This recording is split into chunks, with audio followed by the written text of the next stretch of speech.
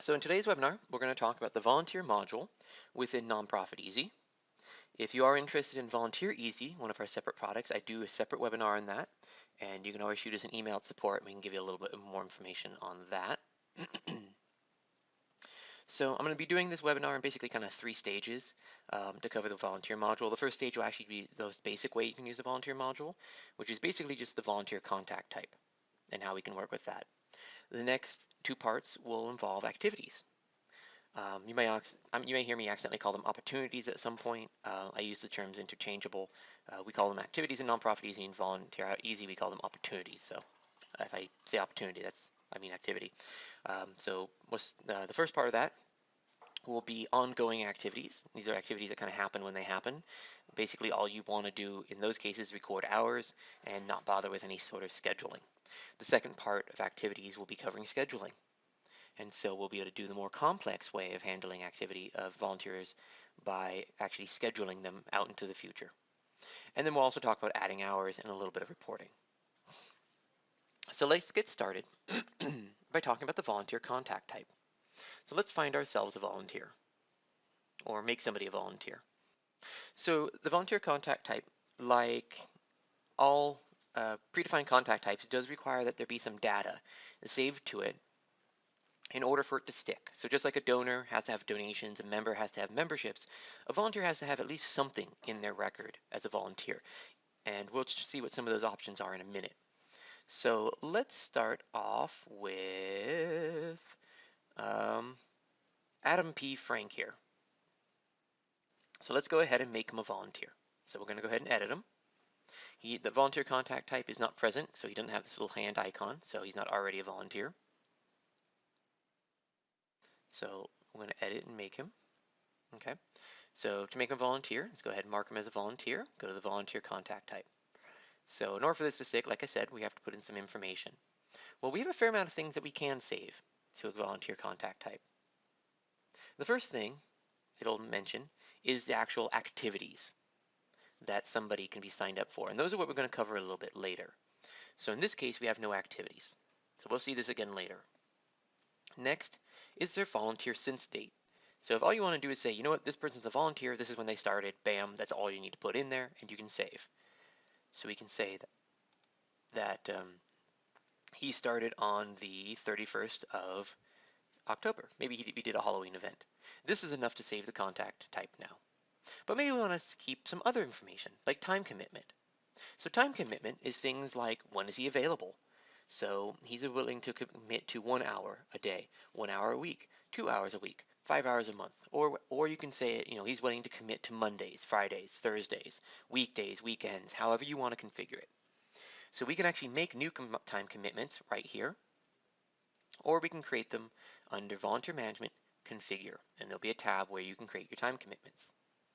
Well, that's cool, but what if we want to know a bit about what they can do? Well, skill sets.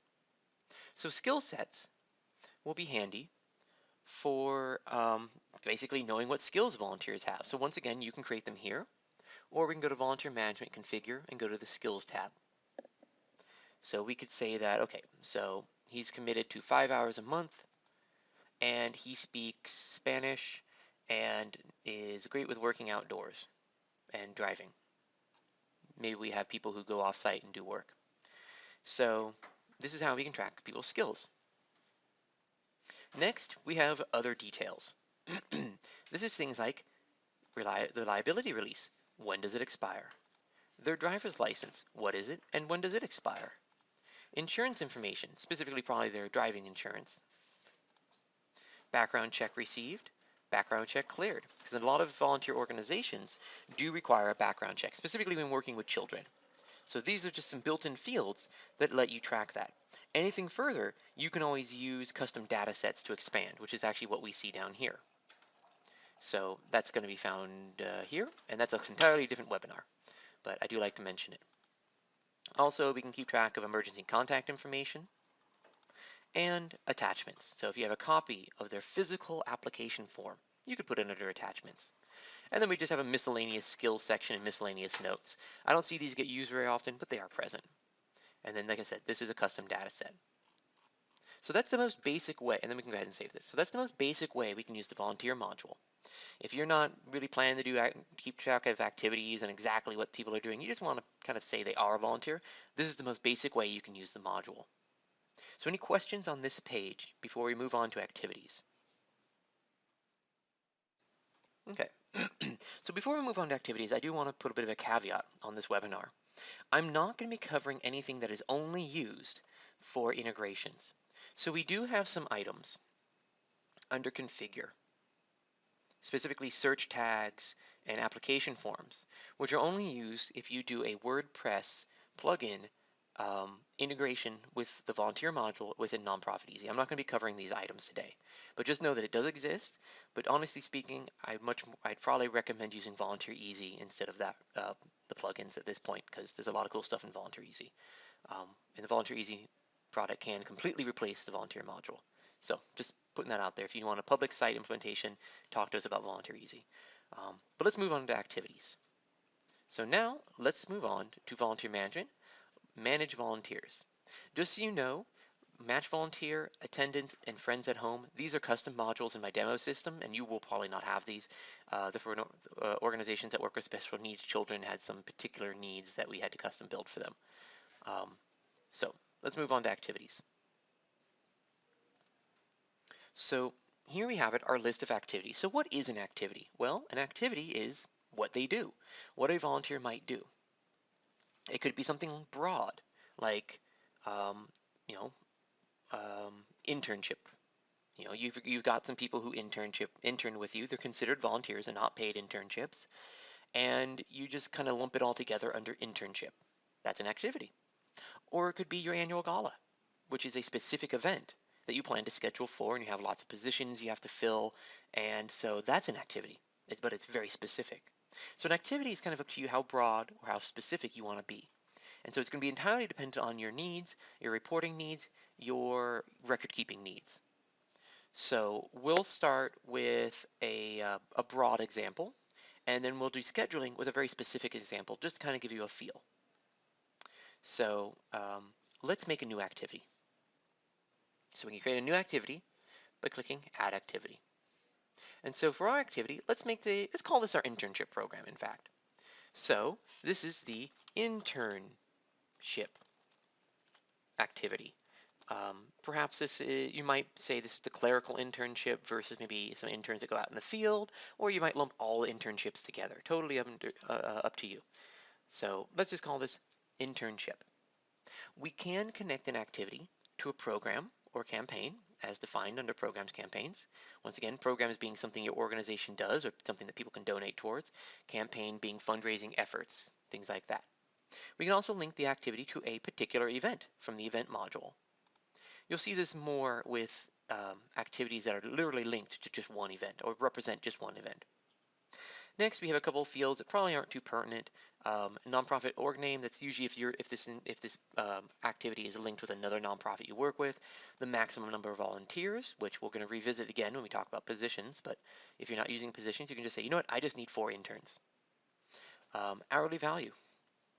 If in general there would be an hourly value if you did this job in outside of volunteerism, what that value might be. This is reportable.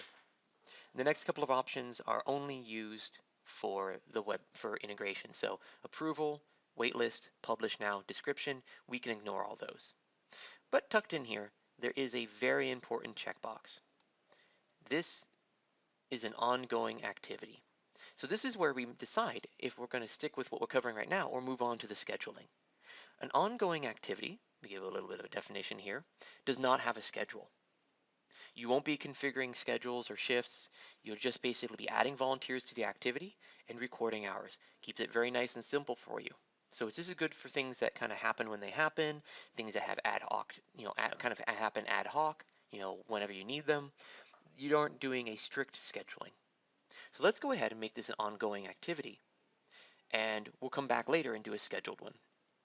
So with an ongoing activity, when that happens, when it happens, we're not doing scheduling, we do need to say what date range this spans. So this may actually represent our internship for 2014. So this is kind of another thing you can decide. Does your internship program span many years? Does this activity more specific? So totally up to you. I'm going to be a little bit more specific and say that this actually represents the internship program for 2014. Ooh, there we go. 12/31/2014. Okay, so that's just a decision I've made. You could have also said that this represents a long-term activity, in which case I might put this out to like 2025 or something. Okay.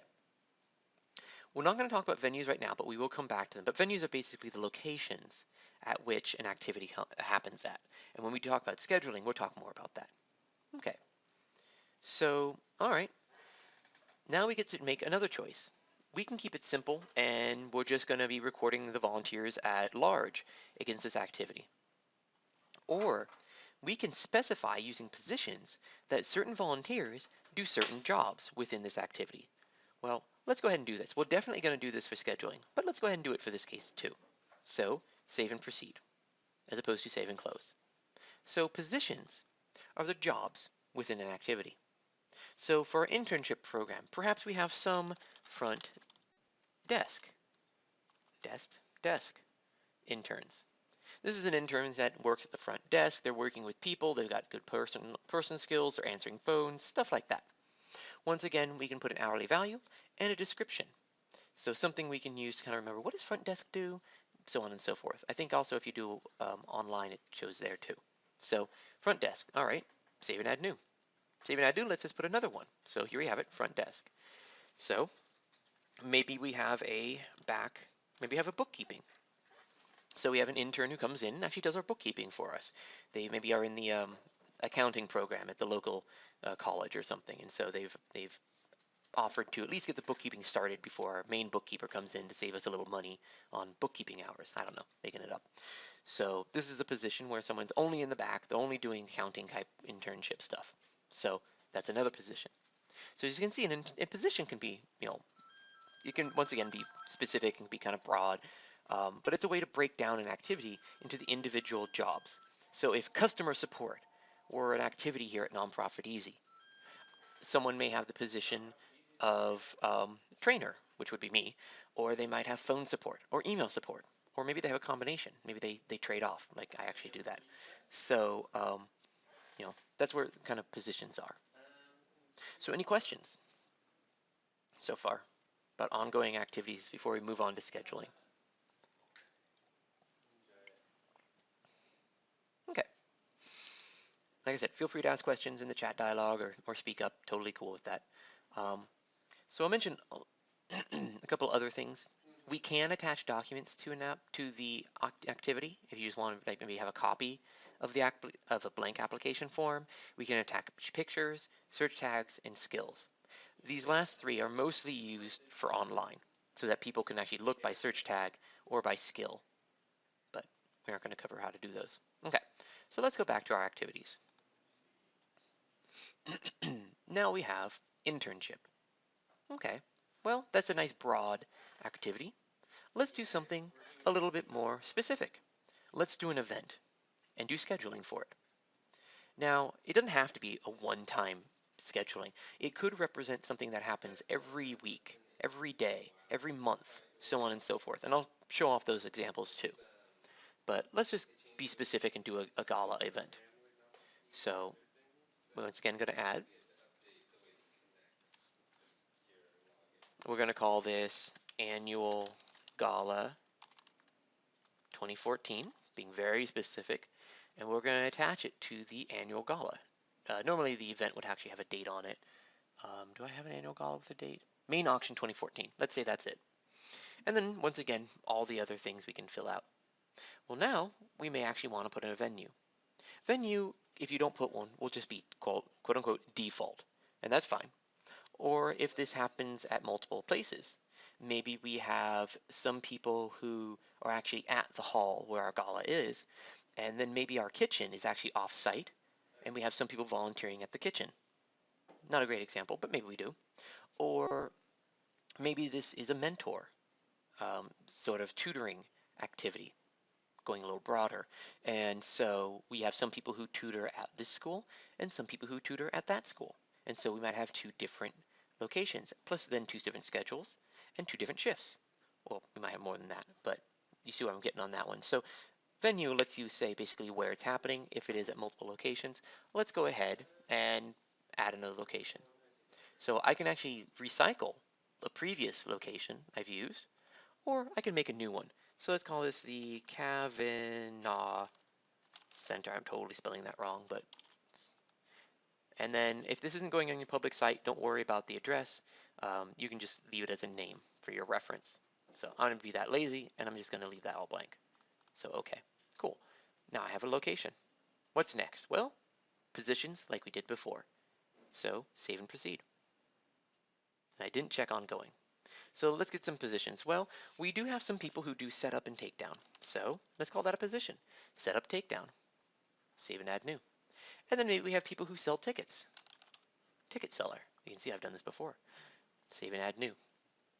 And then maybe we have table hosts. Hosts. Save and add new. So whatever our jobs will be, we can create them. So we have people who do takedown setup, we have table hosts, we have ticket sellers, maybe we have someone who runs the bar, so on and so forth. But let's just be lazy and stick with these 3. Okay, now we have our positions. We did that already. So let's move on to scheduling. And this is where things get fun. So this is our scheduling screen. We have 2 parts of scheduling. We have the schedule and we have shifts, plural. The schedule represents when the venue is open. So in this case, it's a one-time event. So we just use one time. For something like our tutoring example, which happens at multiple schools, this is basically on what days does tutoring happen at the school. We're going to ignore the times for the time being, and just focus on the dates. So our tutoring example might be every Monday, Tuesday, Wednesday, or it might be on the 1st, or it might be every other Monday, Tuesday, Friday, or something like that. So we can set, recurring schedules. We can also go monthly and say, oh, it's on the 3rd of the month. Most of the time, what I see people do is one of these if they're going to do a monthly. So, what if you have an activity that lasts? We do workshops. They last 3 days. It's one activity. What I would probably do, it depends on how you want to, do they recur? No. No. Then I would set up the activity as a specific time, and assuming you're using scheduling, just have it do like the weekly option, and you know that the first date's on a Tuesday. Okay, Tuesday, Wednesday, Thursday, starting on, the 11th through the 13th. And that would give you 3 dates, that Tuesday, Wednesday, and Thursday. So that's how you could do one activity that's just 3 days on their own. So it's kind of like a one-time deal, but you've kind of finagled it using the recurring weekly option. And the date would either be the beginning date or the ending date? It would be any of the 3 in this case. So someone could be scheduled for Tuesday, Wednesday, and Thursday, or they could be scheduled for just Wednesday or just Thursday. So basically you now have 3 dates you can schedule somebody for by saying it's Tuesday, Wednesday, Thursday in this date range, which corresponds to the Tuesday, Wednesday, Thursday. Okay. If I had done something like make it go from the 11th to the 20th, it would actually be, the 11th, the 12th, the 13th, and then it would be the 18th, 19th, and 20th. So I'd have 2 weeks in that case. But, so, does that make sense? Yeah, I'm just wondering why you wouldn't choose to start from, ends on, instead of doing recurring. The starts on, ends on is actually a byproduct of recurring. So they go hand in hand, so yeah. It's actually easier, yeah, okay. Yeah, so this basically says that it's recurring on these days in this date range. And it just happens in your case, it's only for a very narrow date range. Thus we set it up like this. In other cases, you might say, it's Tuesday and Wednesday, for an entire year. Or it might be for just 1 month.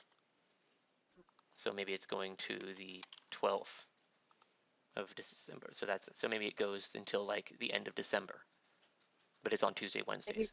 You saying you can post these, you connect this to online, schedule online to your website? Is that what you're saying? That is possible through WordPress plugins, yes. WordPress plugin, but that's an additional charge, is that right? That is correct. Okay. Yeah. If you want more on that, shoot us an email at support and I can get you some numbers. Okay, thank you. And yeah. Okay, so let's go back to our one-time example. This is now impertinent down here, so we can ignore all that. So it's just a one-time event on the 14th. That's a Friday. Let's say it's on a Saturday the 15th. Okay, so this is when the days that the venue is available. I don't actually need these just to make myself, Right. so I'm gonna get rid of them. Okay, so now we have our schedule. Now that we have our schedule, let's start talking about shifts. So shifts are the times that the volunteers will actually be working.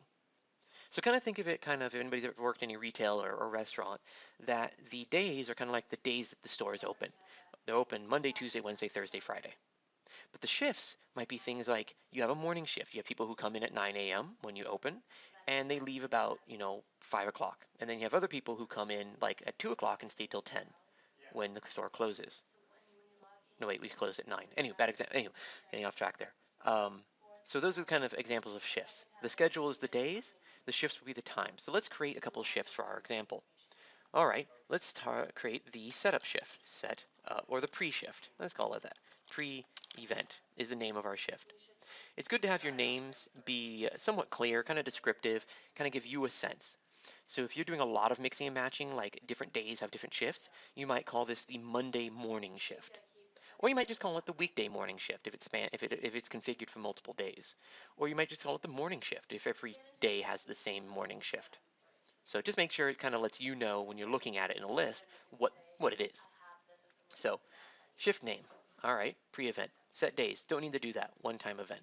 If this was a recurring event, we would say, oh, it's Mondays, Tuesday, and Wednesday, and so on. Or if this was just the Wednesday shift or something like that. All right. When is the pre-event start time and end time? Well, our event starts at 5, but we need people there at 3 to start doing setup. So we have a 3 to 5 shift.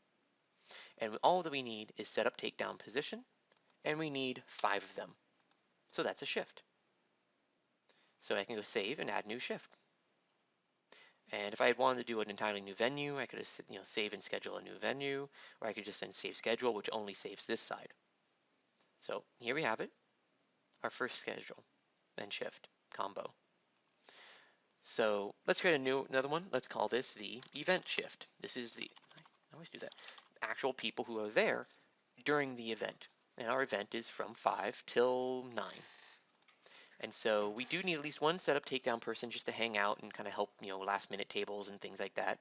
We need 14 table hosts. Each one of them will be in charge of making sure our table's doing their thing. And we need 2 ticket sellers. Actually, for that many tables, you probably may have 3 ticket sellers. Check-in, check-out people. You'd probably have more positions than this for an actual auction.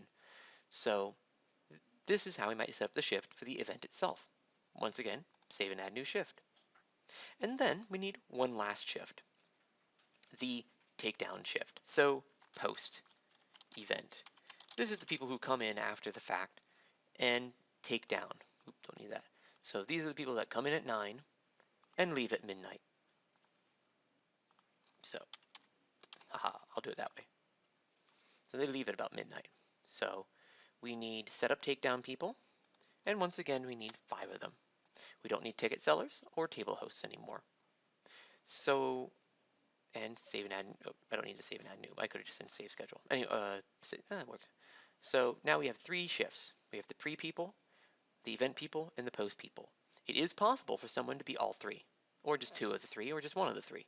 And we'll see that in a little bit. So that's scheduling. You're basically saying where it's happening, when that place is open, and when, during those dates, will we need people, and what people do we need. So scheduling making sense to y'all? Any questions there?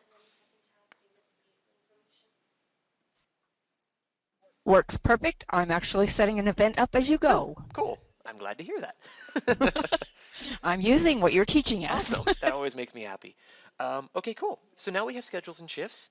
Let's do some scheduling. Let's put some volunteers into activities. So I'm going to go ahead and go back to list. And let's start with the interns. So internship program. Let's manage volunteers. So we click on the manage volunteer box, the check mark button, and we start by choosing our volunteer. As with any of these choose things, we can also add a new volunteer. So let's make Adam P. Frank. our volunteer. Since this is an ongoing activity, we didn't have to use positions, so that's why it's not required. But let's go ahead and say he's going to be the bookkeeper, since apparently he's in the law firm, according to his email. And then what date range has he promised to be available for? We can change this later. But maybe he said, you know what, I'm only going to be willing to do this for a couple of months. I can only do it until August, or until the end of July. So we can narrow his date range, and then save. So now he's the bookkeeping accountant volunteer. And maybe we have another volunteer. So let's find, you know, Alice Burnett, whatever. And she's a front desk person. And she's available for the whole year. Save. So that's simple. We don't have to do shifts or schedules or any of that. We're just putting them in, tossing them in. And if someone does do it multiple times, so maybe Alice does a little bookkeeping, maybe she'll be doing the bookkeeping from August onward. We can go ahead and add her again as a bookkeeper. What do I do? Aha, there we go. So she does bookkeeping for part of the year, and she'll be doing front desk for the rest. And we'll talk about what this thing does later. So nothing too fancy here. And then from here going forward, we can start recording hours. So let's skip ahead a little bit and do recording hours, and then we'll do the scheduled shift. So easy way to record hours, pick the position basically from this list that they're going to be recording hours for, click the plus button, and then say, for this date range, this many hours were done. That's simple. We can also do it from the volunteer list. So yeah, with the volunteer list, we can actually get a breakdown of like hours that people have done. So let's actually enter some hours. So I'm gonna, for Adam, let's go ahead and record that he did 12 hours during the month of October. So he could say he did 12 months in one day, or I could say it's for this whole date range. Save. So that's another way to add hours. Actually, it's basically the same way as that first page. Here's his hours entry. And I can use add quick hours to add hours for a lot of people for a date range. So maybe for the month, so far in November, what are we on, the 6th? So for this first week period of November, Adam did 5 hours of bookkeeping. Alice did 6 hours of front desk and 1 hour of bookkeeping training. So this lets us put a lot of people in all at once for a date range. Save. So it's probably one of the more popular ways to add hours is with quick hours, but sometimes you want to do it individually. There's actually 6 different ways to add hours. These are the 3 most commonly used ones. The other two of the other ones are from the contact record, and I can't remember where the 6th one is. I think it's from the calendar, which we'll play with a little bit later. So that's how we can do scheduling and hours for a ongoing activity. Any questions before we do a scheduled activity? Okay. So do the volunteers put in the information typically, or This is there all somebody admin. who? So since there is no public side for this, for entering hours, even I think with our WordPress plugins, I don't think the volunteers can enter their own hours, but I'm not 100% on that. Okay. But I think they can do scheduling if you get that add-on. That's where Volunteer Easy comes in, like I said, because then there's a whole lot more functionality, and you can pass off a lot of that work. It's pretty cool. So volunteer management, manage volunteers. Let's go back, and let's do scheduling for a scheduled activity. So let's say annual gala, manage volunteers, and once again, let's add some folk. So let's use Adam as our guinea pig again. But this time we have a lot more here. So first things first, what's the venue? Kavanaugh Center. What's the shift? He's doing pre-event. And he's doing the takedown position. And since this is a one-time thing, we only do schedule by date and select our date. And then say what times he's coming in. So we can actually modify this and say, you know what, he's actually going to come in a little late, a little early, so on and so forth. Save. Okay, so that's now scheduled him for one shift. Maybe he's going to be also coming and staying for the takedown. He's going to go out, get some dinner, and come back a couple hours later. So let's go back to Adam. Once again, Kavanaugh Center. The shift is, well, actually, let's do the event. Let's say he's going to stick around for the event. And then what does he do at the event? He's a ticket seller. And once again, all the same stuff over here.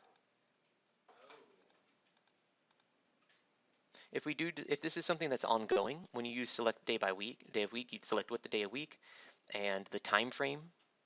So if he wasn't there for the whole time, and then the dates. But we just have a single date, so, and then save. So fairly similar to ongoing. It's just now we have to specify schedules and shifts and positions are now required, and day of week versus by date. But beyond from here, we can do everything the same. If we need to edit a schedule, we can hit the edit button. It puts it right back here at the top. We can make changes. If we need to change individual days, we can remove them. We can hit edit, and to say this was for a date range, we'd have multiple dates here, and we could say that on most days he's 3 to 5, but on some days he's maybe coming in early, and maybe some days not at all. So we can make those changes here as well. We can add hours in the same ways from either here, the volunteer list, or from add quick hours. So you don't credit hours when you schedule them, right? That is correct. Well, I mean, you can. But you wouldn't credit them until they've actually done the hours, I would say. Okay. And the system will not automatically log the hours for you with an assumption that they did them, so you will have to come back. One caveat for scheduling is meant for the future. So you can't schedule backwards in time. So if this is an event that's already come and gone, just put it as ongoing and record that the hours were done. Scheduling is really only going for the future so that you know what will happen. So, any questions about scheduling or recording of hours? Okay. So we're getting pretty close to the end, actually. Not too much more. Let's talk a little bit about what you can do with activities. We can click on the numbers for these and actually see the names and all that. Pretty cool. We can also archive an activity. So when the annual gala has come and gone, or maybe, let's say the Shakespeare in the Park, it's come and gone. We can archive it. And now it is hidden away. It's not deleted. All the records still exist, but it's removed from our list so that we can keep life a little tidier. So if you want them back, just uncheck this, and all of our archived activities will be back. So cat cuddling and Shakespeare in the Park have returned to us, and we can edit them, unarchive them as needed, so on and so forth. And then if we need to edit an activity, mouse over, edit. We can delete, be careful, don't want to lose data, all that good jazz, and so on and so forth. Okay, so before I talk a little bit about reporting, I want to show off a feature, and that's the calendar. This is where most people's drop-down will stop. The calendar can let you see what's going on. So it'll tell me on these dates, for these shifts, and these positions, how many people I have. I can add people to those shifts particularly. I can look at who I have. I can email them. I can export this list. I can print my calendar. Let's see if they fixed it yet. There was a bug with the print. Let's do one day on the 15th. This should give me a PDF with a calendar, but there was a bug where it wasn't working right, and I don't know if they fixed it yet. So let's give it a second. Huzzah, PDF. And huzzah, it's working. Although it gave me the whole week. Whatever. So here we have the schedule, and it will even tell me the volunteers and their information and their emails. I think if he also has a phone number, it'll tell me that too, but I don't remember offhand. So printing's pretty cool. Gives you a little extra calendar view. Not sure why it gave me the whole calendar, but I'll put a bug report in for that. And then I can also look at different activities. So I could look at, let's see, I think arts and culture activities is also scheduled, which gives me this giant calendar, and it'll load everything up. The green says how many volunteers you do have. Red is how many you have on the wait list. This is only used for public sites, so we can ignore that. So it'll take a second. Since I got so much on this one calendar, it's going to take a second to load it all and all that. But yeah, that's the calendar. I think it's pretty cool. But if you have things with different locations, it'll actually give them different colors as well.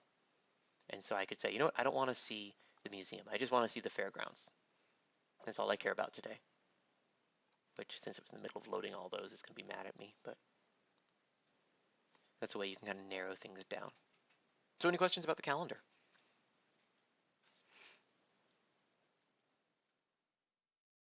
No? Okay. It's a good time to ask questions while it's thinking. All right, so once it loads back up, we'll go ahead and look at reporting. Because I've got at least one predefined report. Haha, there's a predefined report. That will be of help to us. And then we have a little bit of custom reporting we can look at. Okay, so let's move on to reports. Well, actually, let's take a look at that contact record for Adam and see what it's looking like now.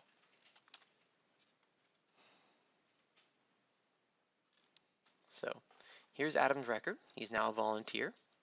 In the volunteer details section, wherever that got off to, it looks like I turned it off. Why would I do that? There it is. He's now got volunteer information. And am I in the wrong I think he should have activities too. Why do I not have activities? Am I in the wrong Adam? You have two Adam Franks. This is true. Maybe I used the wrong Adam Frank. Let me check the other Adam. I may have grabbed the wrong Adam. I should merge them later.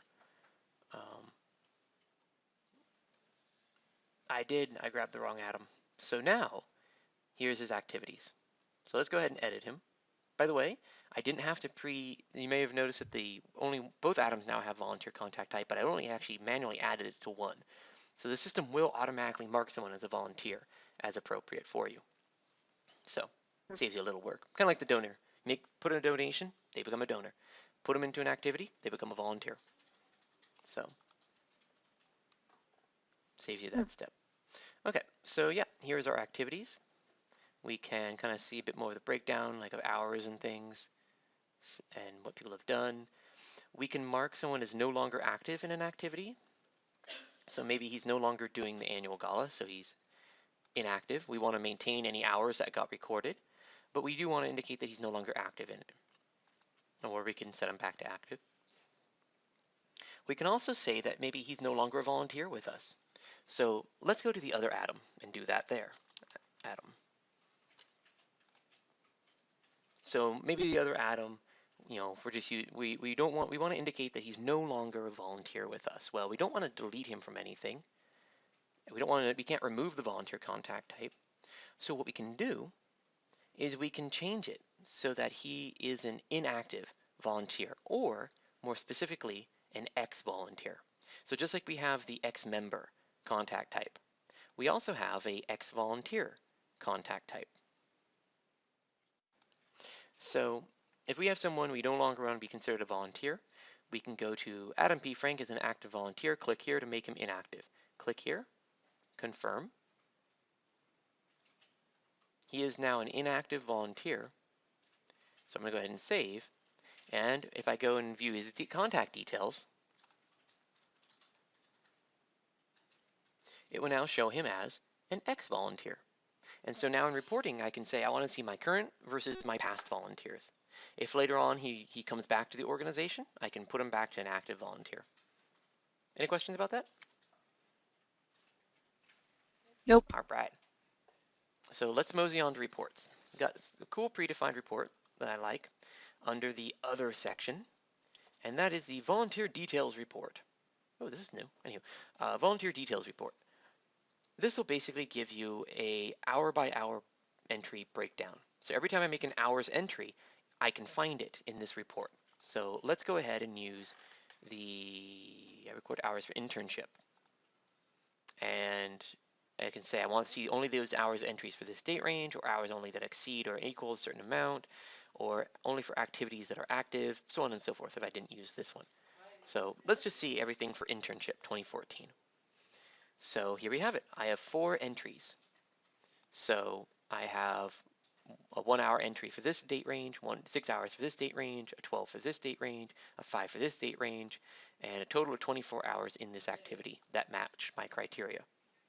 So this is a good way if someone says, you know what, I need a log of all the hours for an activity or for a particular person or something like that.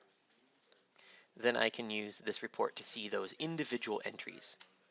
For something a bit more broad, I would actually use a custom report. So let's go to reports, custom reports, and play a little bit around with custom reports. Let's see, do I have a... Okay, well, I was going to see if I had a report I can recycle. But let's make a volunteer report. Volunteer report. Okay. So first off, the criteria that you might use for a volunteer report. Well, we know what the first one is already. We've talked about it a moment ago. Contact type. Contact type, my mouse keeps slipping. Contact type is volunteer. Contact type is ex-volunteer. Those are your two main contact types. Or we could use any other contact. We could use any other criteria you want, to be honest, but volunteer-specific ones are down here in the volunteer section. So, activity title, venue title. So we want to see everybody who's volunteered at the Kavanaugh Center, or anybody who's done something linked to a certain event, or people in a certain activity, or people who have specified that they have an available from or till date, or people who have had hours entries for certain dates, or certain number of hours, or positions, or a since date, which is that field in the record, or skills, or time availability, or their overall status in an activity. So I've actually asked for more criteria that actually looks at things like that, like their driver's license stuff and all that, but we haven't gotten it yet. So we can look at all these. So for example, let's say I want to see everybody who is in, and use the internship once again. So I'll keep it simple. Next step. We have effectively two report views that would be the most pertinent for a report on volunteers. The first one is the individual contact report. You're going to hear me say this like every time I talk about reporting. This one's just going to give you a list of people who meet your criteria. No duplicates. So if I said, I want to see everybody who logged hours, regardless of activity, for this date range, this is only going to give me one entry per person, even if someone's in like 14 different activities. The next one is the volunteer activity report. And this will actually give me a breakdown of the activities and the hours that somebody is in. So let's simplify it. I don't need some of this information. I don't care about the event name. I don't care about the create join date and the program campaign on the activity. I don't care about that either because I didn't use it. But I can also say the activity name, the current status of that activity, maybe the venue title. Let's use that one. And the total hours they've done in that, and the positions they have in that activity. Custom data sets as always, group same household contacts as always, save and preview, and this will give me my report. So Adam P. Frank, Alice Bennett are both in the internship program. He's doing bookkeeping for a total of 17 hours. She's doing bookkeeping and front desk for a total of 7 hours. And that's reports in a nutshell. So for volunteer. Any questions?